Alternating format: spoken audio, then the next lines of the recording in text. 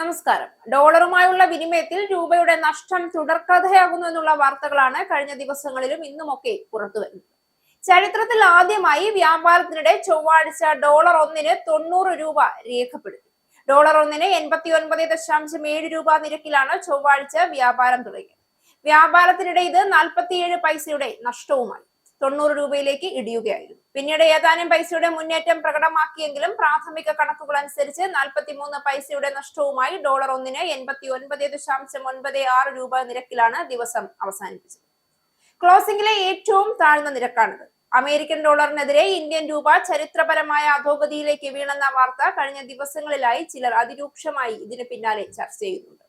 കുറച്ച് രാഷ്ട്രീയ പ്രയോജനങ്ങൾക്കായി രാജ്യത്തിന്റെ പുരോഗതി മറച്ചുവെച്ച് രൂപയുടെ ഇടിവിന്റെ പേരിൽ ഇന്ത്യയുടെ സമ്പദ് വ്യവസ്ഥയെ ചുരുക്കിക്കാണിക്കാൻ ശ്രമിക്കുന്ന സ്വരം ചിലർ ഉയർത്തുന്നുണ്ട്. പക്ഷേ വാസ്തവത്തിന്റെ ചിത്രം ഇതല്ല. ആഗോള സാമ്പത്തിക സമ്മർദ്ദങ്ങൾ, US പലിശ നിരക്കുകൾ, യുദ്ധങ്ങൾ, എണ്ണവിലയിലെ ചലനങ്ങൾ ഇവയൊക്കെ ലോകത്തെ 90% രാജ്യങ്ങളുടെയും കറൻസിയെ ബാധിച്ചിട്ടുണ്ടെന്നത് സത്യമാണ്.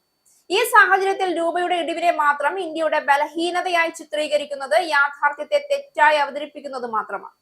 ഇത് സംബന്ധിച്ച പ്രധാന വസ്തുത മനസ്സിലാക്കണമെങ്കിൽ ലോക സാമ്പത്തിക വ്യവസ്ഥയുടെ നീക്കങ്ങൾ വിശകലനം ചെയ്യണം.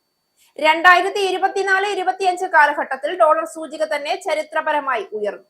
Japan yen, euro, pound, Korean won, Chinese yuan എല്ലാം തന്നെ ഡോളറിനോട് കനത്ത ഇടിവ് നേരിട്ടു. അതിനാൽ രൂപയുടെ മൂല്യനഷ്ടം ഒരു ഗ്ലോബൽ ട്രെൻഡാണ്, അല്ലാതെ ഇന്ത്യക്കുള്ളിലെ സാമ്പത്തിക വീഴ്ച അല്ല. അവിടെ ഉയർന്ന പ്രധാന ചോദ്യം ഇന്ത്യ തിരിച്ചു വരുമോ എന്നുള്ളതാണ്. ഉത്തരം തീർച്ചയായും അതെ എന്ന് തന്നെയാണ്. അതിന് പിന്നിൽ നിൽക്കുന്നത് നരേന്ദ്രമോദിയുടെ ദീർഘദർശിയായ സാമ്പത്തിക നയങ്ങളാണ്. ലോകത്തിലെ വേഗത്തിൽ വളരുന്ന പ്രധാന സമ്പദ് വ്യവസ്ഥ ഇന്ത്യയാണ് എന്നതാണ് സത്യം. രൂപയുടെ ഇടിവുണ്ടായിട്ടും GDP വളർച്ച 7% മുകളിലേക്ക് ഉയർന്നിരിക്കുന്നു.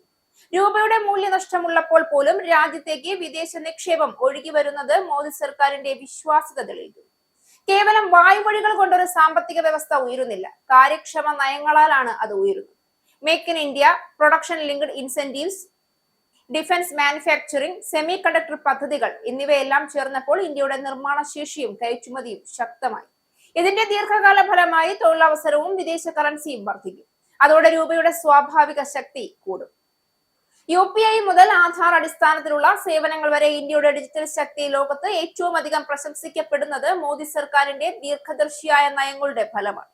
ആഗോള സാമ്പത്തിക സ്ഥാപനങ്ങൾ ഇന്ത്യയെ ഡിജിറ്റൽ സൂപ്പർ പവർ എന്ന് വിശേഷിപ്പിക്കും. America, Russia, Middle East, Europe എവിടെയും ഇന്ത്യ ഇന്ന് കേന്ദ്ര സ്ഥാനത്താണ്. എനർജി ഡീലുകൾ, പ്രതിരോധ കരാറുകൾ, ടെക് സഹകരണം, സ്റ്റാർട്ടപ്പ് നിക്ഷേപങ്ങൾ ഇവ രൂപയുടെ സ്ഥിരതയ്ക്കും ഭാവിയുടെ സാമ്പത്തിക സുരക്ഷയ്ക്കും അനിവാര്യമാണ്. മോദി സർക്കാർ ലോകശക്തികളുമായി നടത്തുന്ന കരുത്തുറ്റ നയതന്ത്രം ഇന്ത്യയുടെ സാമ്പത്തിക തിരിച്ചുവരവിന്റെ പ്രധാന ഇന്ധനമാണ്. രൂപയുടെ വീഴ്ചയ്ക്ക് കാരണം സാമ്പത്തിക പാളിച്ചയാണ് എന്ന ചിന്ത വളരെ ലഘുവായ ഒരു വ്യാഖ്യാനമാണ്. പക്ഷേ യാഥാർത്ഥ്യം രൂപ ബലഹീനമാകുമ്പോൾ കയറ്റുമതി വളരും എന്നതാണ്. ഡോളറിന്റെ ശക്തി വർധന ഒരു ഗ്ലോബൽ ഫിനോമിനനാണ്. ഇൻഫ്ലമേഷൻ നിയന്ത്രണത്തിൽ ഇന്ത്യ ലോകത്തിലെ ഏറ്റവും സ്ഥിരതയുള്ള രാജ്യങ്ങളിൽ ഒന്നാണ്. വിദേശ നിക്ഷേപകരുടെ വിശ്വാസം ഇന്ത്യയിൽ ഇപ്പോഴും കുറയുന്നില്ല, മറിച്ച് വർദ്ധിക്കുകയാണ്. ഒരു രാജ്യത്തിന്റെ മൂല്യം അതിന്റെ കറൻസിയുടെ ദിവസേനയുള്ള ചലനങ്ങളാൽ അളക്കപ്പെടില്ല. അതിന്റെ ദീർഘകാല സാമ്പത്തിക ശക്തി, ഭാരതം ലോകത്തിന് നൽകിയ സാങ്കേതിക സംഭാവനകൾ, നയതന്ത്ര സ്വാധീനം എന്നിവയാണ് അതിന്റെ വില പറയുന്നത്. മോദിയുടെ സാമ്പത്തിക നയങ്ങൾ ഇന്ത്യയെ ഉയർത്തും. നരേന്ദ്രമോദി ഒരിക്കലും ചുരുങ്ങിയ കാല കണക്കുകൾ നോക്കിയുള്ള സാമ്പത്തിക തീരുമാനങ്ങൾ എടുക്കുന്ന ഒരു നേതാവല്ല. ദീർഘകാല ലക്ഷ്യങ്ങളാണ് അദ്ദേഹത്തിന്റെ ചിന്ത. അദ്ദേഹത്തിന്റെ നേതൃത്വത്തിൽ ഇന്ത്യ ലോകത്തിലെ പ്രധാന സമ്പദ് വ്യവസ്ഥകളിൽ ഒന്നായി മാറിക്കഴിഞ്ഞു. IMF, വേൾഡ് ബാങ്ക് തുടങ്ങിയ അന്താരാഷ്ട്ര ഏജൻസികൾ ഇന്ത്യയെ ബ്രൈറ്റ് സ്പോട്ട് എന്ന് വിളിച്ചു. സ്റ്റാർട്ടപ്പ് ഇന്ത്യ ലോകത്തിലെ 3ാമത്തെ വലിയ സ്റ്റാർട്ടപ്പ് പരിസ്ഥിതി സൃഷ്ടിച്ചു. പ്രതിരോധത്തിൽ ഇന്ത്യ സ്വയം പര്യാപ്തതയിലേക്ക് നീങ്ങി. ഇവയെല്ലാം ചേർന്നപ്പോൾ ഇന്ത്യയുടെ ദീർഘകാല സാമ്പത്തിക നിലപാട് അതിശക്തമാണ്.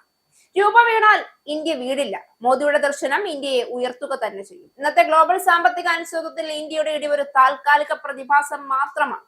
പക്ഷേ ഇന്ത്യയുടെ യാത്ര അത് താൽക്കാലികമല്ല, അത് സ്ഥിരതയും ദൃഢതയുമുള്ള ഉയർച്ചയാണ്.